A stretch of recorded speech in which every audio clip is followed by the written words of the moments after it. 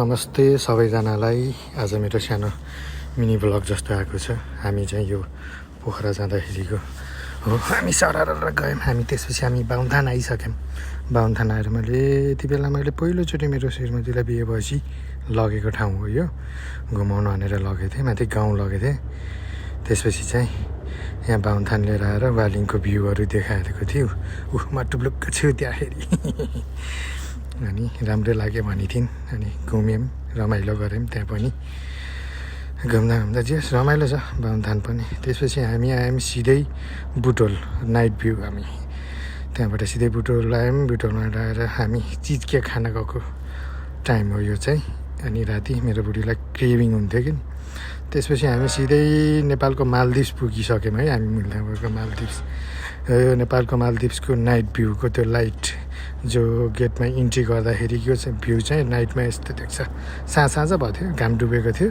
त्यो बेलामा हामी बाहिर निस्किँदाखेरिको खाइपिई क्यारी निस्किँदाखेरिको चाहिँ हो यो।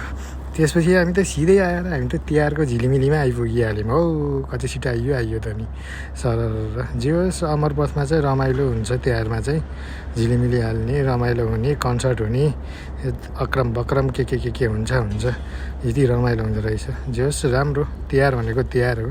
झिलिमिली झिल्ल हुन्छ, धेरै रमाइलो। साइडमा म पनि छु है छायामा। त्यसपछि हामी सिधै घर आइयो। झिर्र पार्ने यो चाहिँ बाल्न खोजेँ मैले। झिर्र भयो। यसपछि उतिखेर निभ्यो, सकियो। त्यो झिर्र न फिर्र सकियो। त्यति बेलाको रमाइलो त्यति बेला सकियो। खै हामीले बनाएको रङ्गोली। त्यसपछि हामी सिधै आयौँ पोखरा। फेरि पोखरा पुगिसक्यौँ हौ हामी त। हेर्नुहोस् हिमालको भ्यू पोखरादेखि आमामामा। त्यसपछि हामी त सिधै घान्द्रुक पनि पुगिसक्यौँ भने हो। ओहो रमाइलो सकेर सुन्दर भ्यू, सुन्दर तस्बिर। ओहो चिसो गुरुङ ड्रेस लाउने मान्छे। त्यसपछि यो त्यहीँको साँझ मध्यकालीनको भ्यू। माछा भित्रेको माछा छ त्यहाँ फेरि। त्यसपछि हामी बुटोल आइसक्यौँ।